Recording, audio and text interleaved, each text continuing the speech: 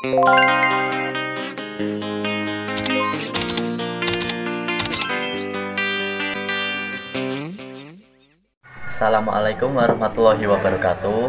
Perkenalkan, nama saya Andika Nikolas Saputra. Nah, di video kali ini saya akan menceritakan tentang desa Taunan di Kabupaten Jepara.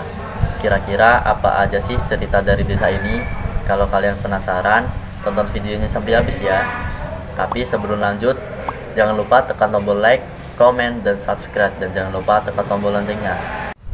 Yang pertama adalah asal-usul dari desa Taunan. Pasti tahu dong dengan desanya.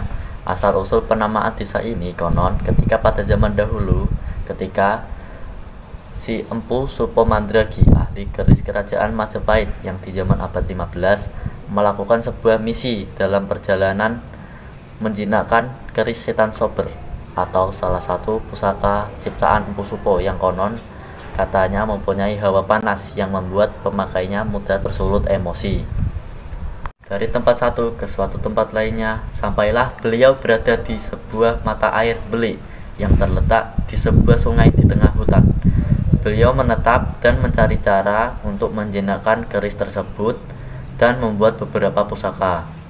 Dalam pertapaan dan proses pembuatan pusaka yang dilakukannya selama bertahun-tahun, beliau hendak pergi dan melanjutkan perjalanannya. Lalu beliau berkata, "Wes tahunan yo rasane," atau dalam bahasa Jawa yang berarti tidak terasa waktu berlalu, yang diartikan beberapa abdi atau prajurit yang menjaganya. Dari perkataan sang empu itulah nama desa Taunan dikenal oleh penduduk sekitar, saudagar, sampai sekarang. Gimana ya kalau si empu berkata wes dinonan ya rasane, bukan tahunan, mungkin desanya menjadi desa dinonan. Yang kedua adalah kearifan lokal dari desa Taunan.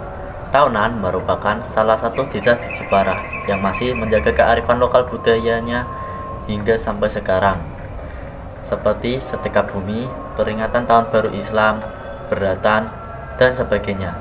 Salah satunya kearifan lokal yang masih terjaga adalah tradisi bubur suro yang selalu diperingati pada tanggal 1 Muharram, yaitu tahun baru Islam. Sebab tahun baru Islam bertepatan dengan hari pertama bulan Suro dalam kalender Jawa. Masyarakat Jawa menghadirkan bubur suro sebagai perlambangan rasa syukur atas keselamatan yang diberikan oleh Allah, bukanlah sebagai sesajen yang bersifat animistik. Masyarakat desa Taunan biasanya membuat bubur suro dengan bahan beras, santan, garam, dan diberikan lauk yang beraneka ragam. Masyarakat desa Taunan membawa bubur suro untuk dibawa ke musola atau ke masjid di dekat rumahnya untuk mengikuti doa bersama. Biasanya setelah doa bersama, warga desa Taunan saling bertukar bubur suro yang bertujuan agar memperkokoh tali persaudaraan antar sesama.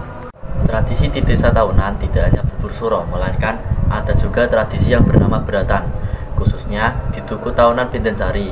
Pada umumnya tradisi beratan dilaksanakan di desa Kalinyamatan. Namun, di Duku Taunan Bintensari juga melakukan tradisi beratan tersebut.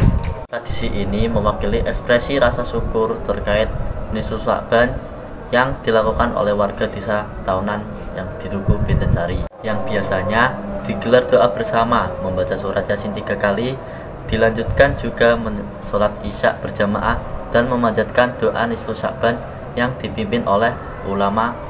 Setelah itu bacaan selamatan atau makan bersama. Kemudian dilanjutkan oleh anak-anak desa yang berkeliling mengelilingi komplek membawa lampion. Itulah beberapa kearifan lokal dari desa Taunan. Menarik bukan? Yang ketiga adalah produk dan potensi unggulan dari desa Taunan.